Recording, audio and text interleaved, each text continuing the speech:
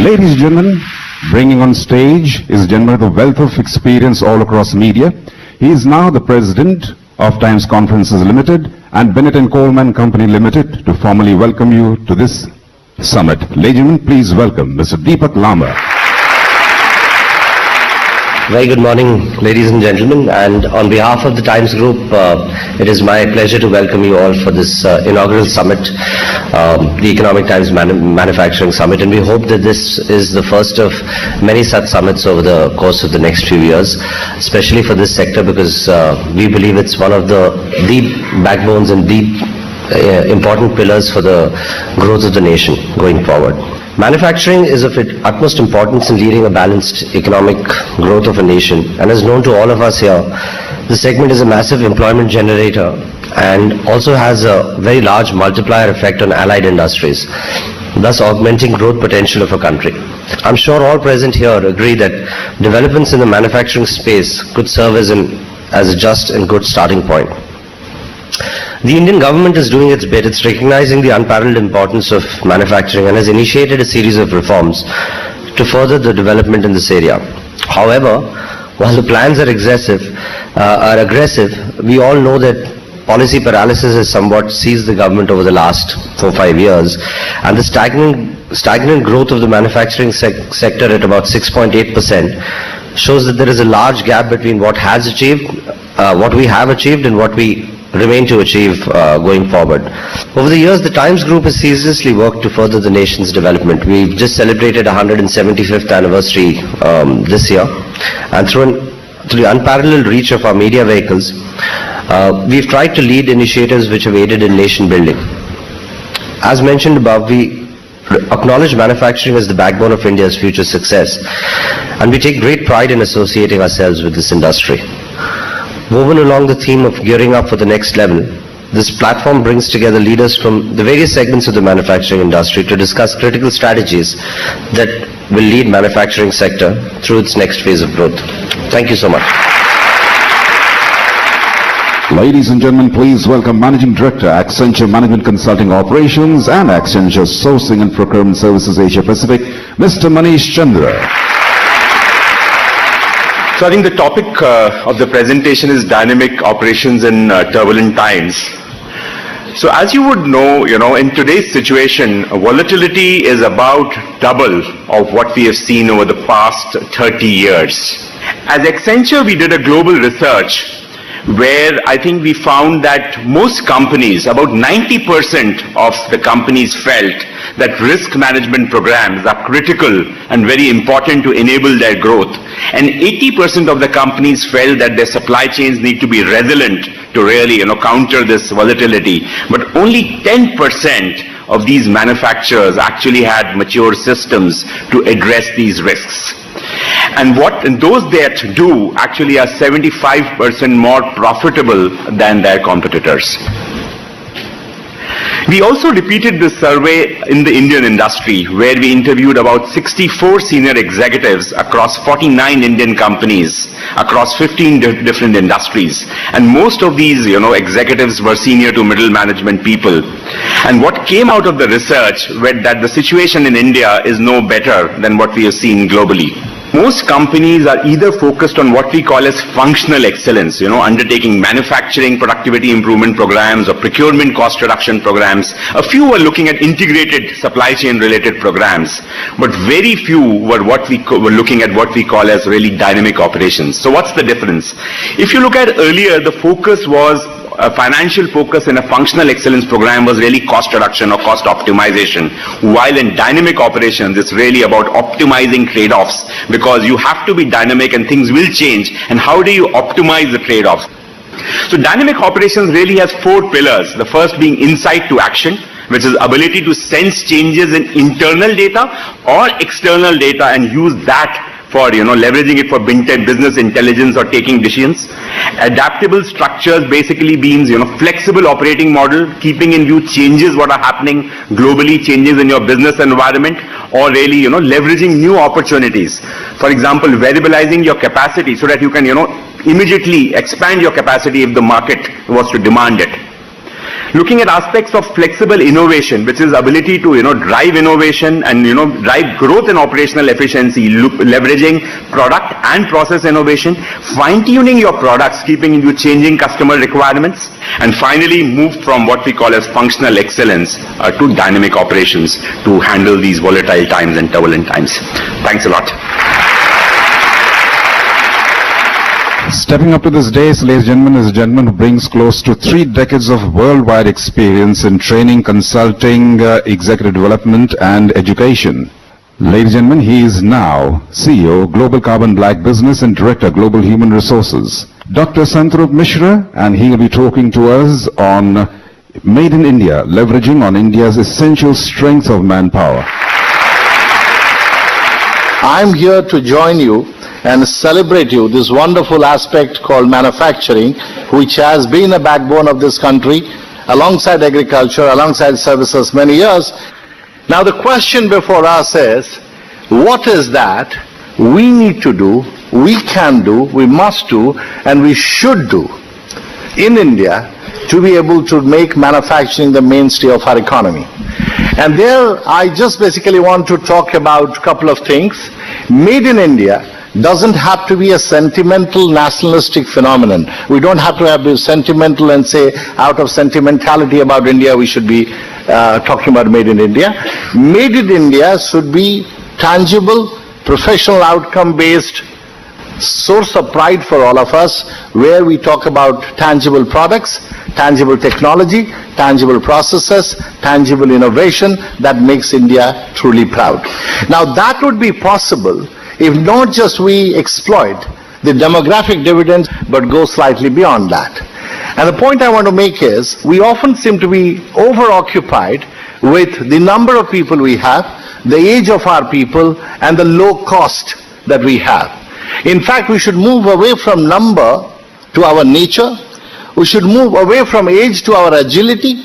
And I think we need to move away from low cost to high caste. And by caste I do not mean caste with a letter E at the end of it. I mean high caste as in casting of crew and people in a theatre. So caste in that sense and not with an E.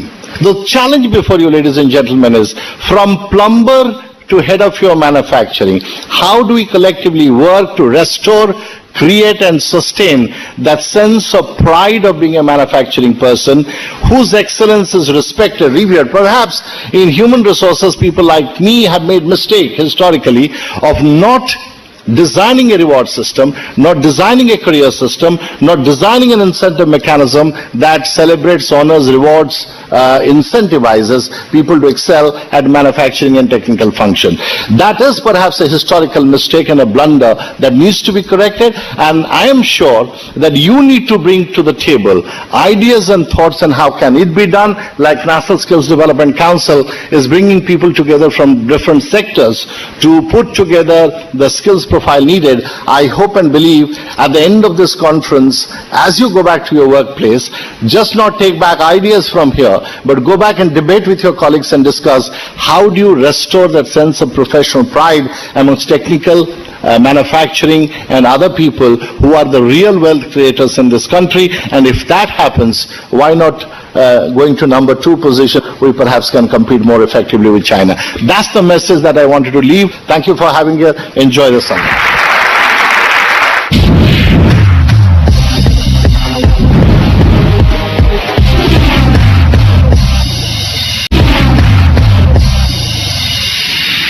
It's an honor and a pleasure to be with such an esteemed team.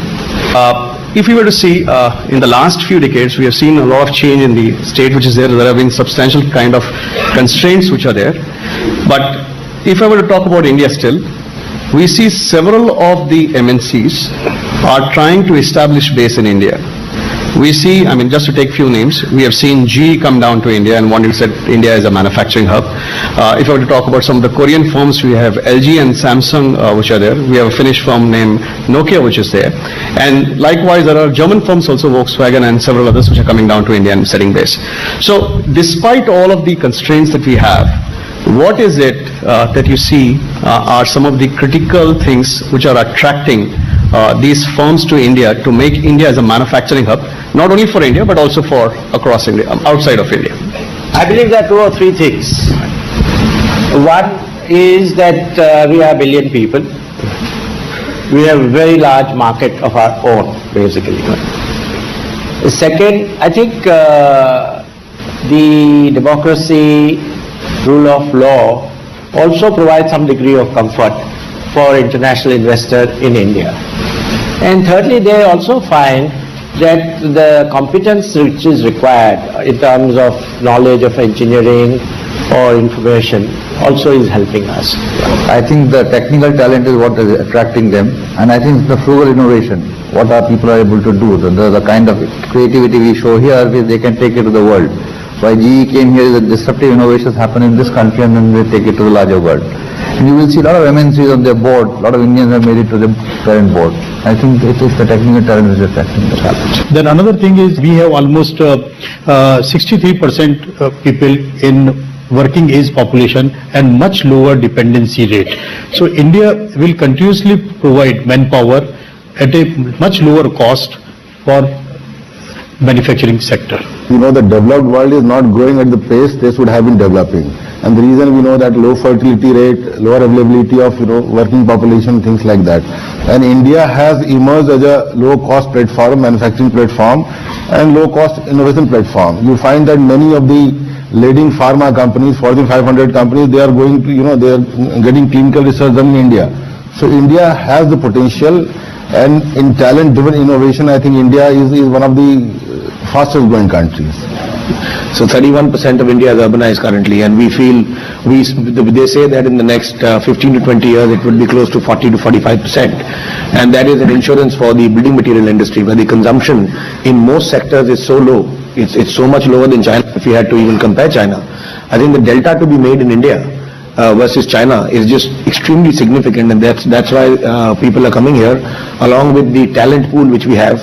I think when for any overseas company, when they think for going to comparatively lower cost manufacturing destination, the choices today are very limited. It's the subcontinent. I think the first attraction for them would be that a democratic system of governments is in our country in comparison to the Pakistan or Bangladesh or Sri Lanka there. So people feel that the money and the investment will be much safer in India. What I need to understand from this esteemed team is, China today exports roughly about 1.8 trillion plus USD, which is equivalent to the complete GDP of India. What do you think are some of the things which are probably India challenges? And I'm looking at it more from the corporate side, because we have talked about it more from the state level. But what are some of the challenges which we see should be overcome, which can make it even more, like some of us were saying, to become more attractive for us? I think first we need a very conducive ecosystem where the new entrants can come much free manner, and they can focus their time and talent into the productivity rather than sorting out government issues. This is the first thing. In manufacturing setup, India's 16% GDP or whatever it is, but we are mostly the labor-intensive kind of industry in the manufacturing. Less focus has been given for the automation, and very less we have paid attention to the human resource development. Until we sort out at the regulatory level the allocation of natural wealth of the country on a very transparent basis, I think it's very difficult to grow manufacturing in this sector. There clearly is a national interest technology in, let's say, space defense, which needs to be more from a security national standpoint. We need to kind of focus and invest in that. And I think there has to be a certain focus now on what I would define it as social technologies or social manufacturing, which would be areas like water, food, healthcare, energy. Now, I think we got to make a very, very conscious choice in the country that here are some 5-6 areas which we need to become the best in the world by actually investing in these areas for manufacturing. Then there's these in-between manufacturing technologies, or saying that between all these social technologies and the country defense and country space, there are other technologies in manufacturing which we really need to kind of now think about creating clusters, creating skill development, creating other areas. So I think we've got to have a much more cohesive approach for India, and I think this India-China bashing should end, I think, I mean, every time we end up comparing, how is China and how is India, I don't think so we should be doing that. we should be charting a session, a path for us, what is right for the nation and what we need to be doing. And to add to what he said, that we need to stop constant comparison with China. Absolutely. Every country has to have its own homespun unique solution. Like we are a multicultural, multilinguistic, democratic society with a lot of room for consensus. We can't be a Singapore or a Hong Kong. But then yes, we have our strength. We must recognize our strength. We should minimize our weakness and latch on to our strength and move ahead.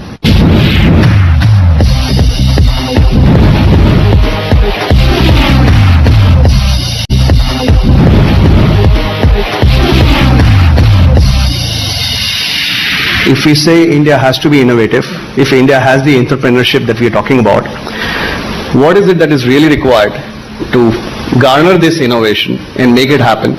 You see, first and foremost thing what we can do in India, which is the basics, benchmark yourself. So once you benchmark yourself against the globally best and try to achieve there, adopt that and then surpass.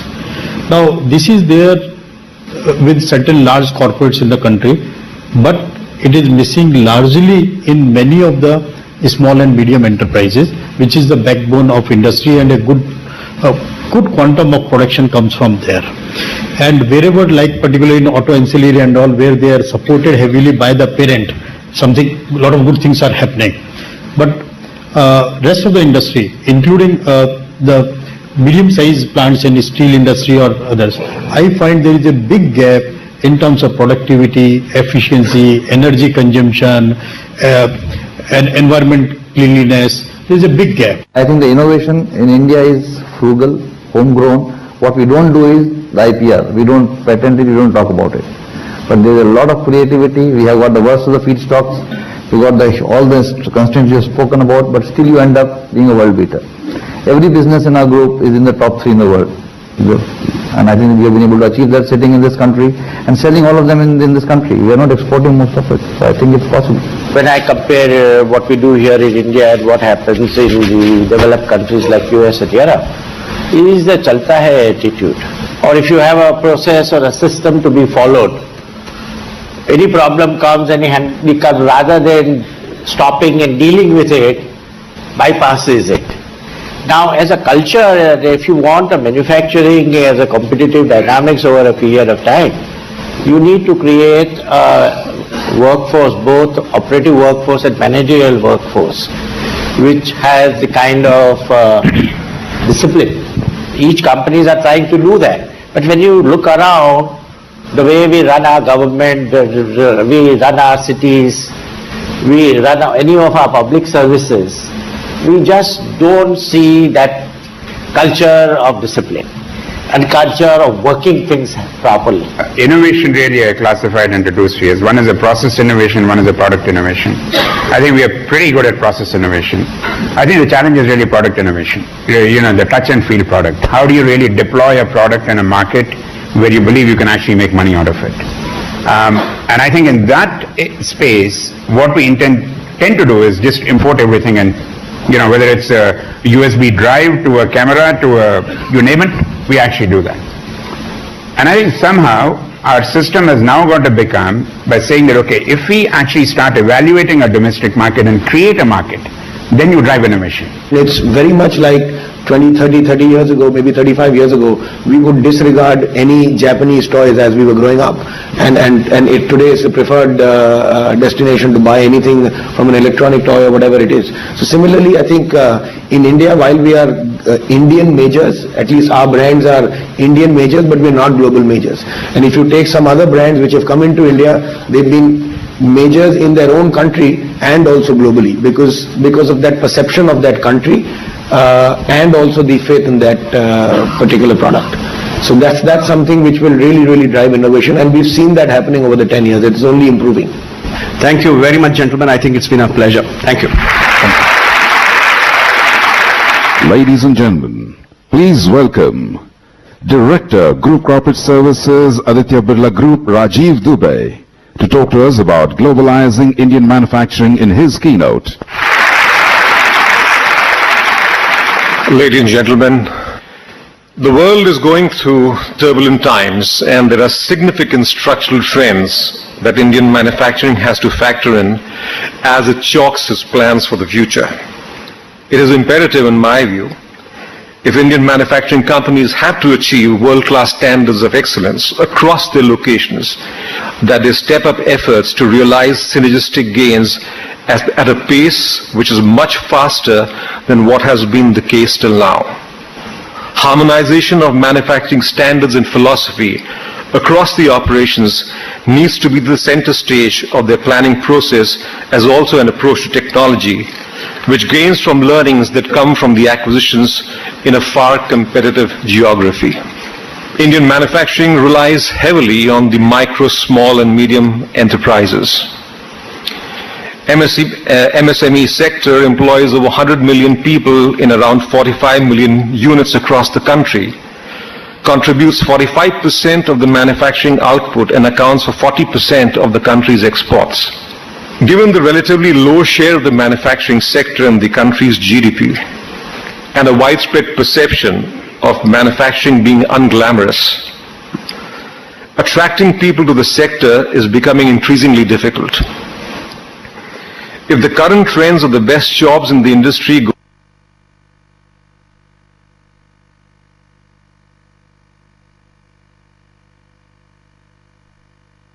make the swing possible. The last and perhaps the most critical change that needs to be advocated for transforming manufacturing in India is to have manufacturing companies stop looking at the world from a manufacturing perspective alone. Manufacturing companies need to plan their businesses outside in than inside out. It should be a view of the market segments, customer insights, technology and societal trends that should form the basis on which they frame their business plans, an approach to manufacturing, and not the propensity to sell what can be conveniently produced. Thank you very much. Well, I think events are important. Depending on the size of the population and the right kind of stakeholders, we should have as many as possible, as long as we keep them relevant.